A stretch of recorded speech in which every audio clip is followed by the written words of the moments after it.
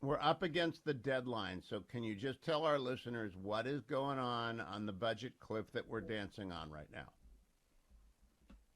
We're basically seeing if the different congressional leaders are able to strike a deal to keep the government funded. I think we're expecting at this point it will be another short term deal. They walked out of a White House meeting that lasted a little bit more than an hour yesterday. So President Biden, Speaker Johnson, Chuck Schumer, Mitch McConnell, Hakeem Jeffries, and they all talked about how they thought it was a good meeting. They were able to make some progress. And basically, it seems like the idea that Speaker Johnson is leaning into right now is basically he wants to try to pass some appropriations bills, and he's basically asking for that kind of deadline to be moved slightly. So maybe a little bit later in March for some of the bills that they think are achievable. And then an even later date, March 22nd, for some of the other bills that might be even more difficult. So some of the ones that they might, just move in the short term would be Milcom VA, ag, energy and water, and transportation, essentially. And I think interior would be, attached to that. So you'd have six that would be moved to March 8th, and then a few more that would be moved later on. So it would still be done in two different dates. So, if I But understand what the speaker is trying to do, he wants to pass real appropriations bills, not a continuing resolution, but for the short term, would accept a CR that kept the government open for 2 or 3 weeks while they passed real appropriations bills. Is that the overview? that's the goal, and that's what he said he wants to do. Is there's 12 appropriations bills that they used to be able to pass. I think not in my lifetime, but they would pass them individually to keep the government funded, and that has transformed over the decades into lumping them together and doing short-term, spending bills to essentially just keep largely the same kind of government spending that they have. And so he wants to do them separately, but that's also where you're going to encounter some of his own Republicans trying to attach different things that would, never succeed in the Senate. So the negotiations are going to be going on. Republicans will be pushing for certain abortion provisions.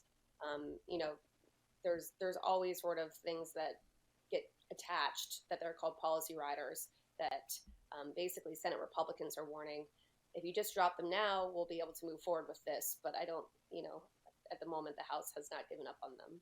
House GOP. Yeah, this is not new. When I was in the Reagan administration, which is before you were born, I got saddled with writers every year at OPM, where I was the general counsel, then the deputy director, then the director. And every year I would get an appropriations bill, and it would have these little writers attached to it that were nasty little bug bites, right? They tell you what you cannot and you can do in micromanaging ways. And I'd throw my hands up, but they're the law, and that's what Congress negotiates. They're in charge of the purse. So what is there a defense bill? Is the defense appropriations moving forward? Is that one going to get done? Because that's the most important one in my eyes.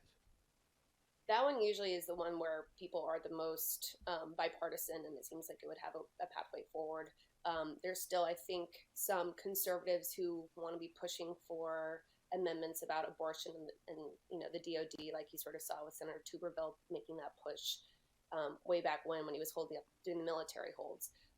But my understanding is that one is not, you know, it's not in the first batch of the March 8th. It would be the second one, the March And 22nd. so if they don't get a short-term CR done to allow the 12 appropriations bills, if they don't get that done by Monday, do all but essential employees go home?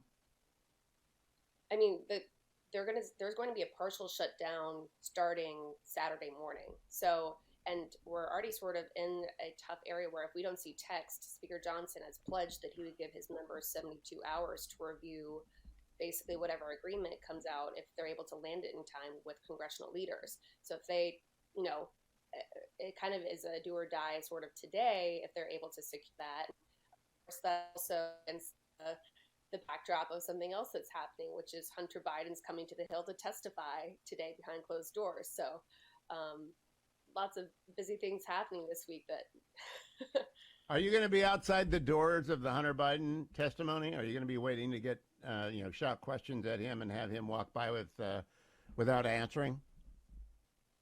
my colleague Jordan, I'm on shutdown duty. My colleague Jordan will be outside that, and it's a closed door. So With some of that, I've covered these closed door depositions. The transcript's going to be made available.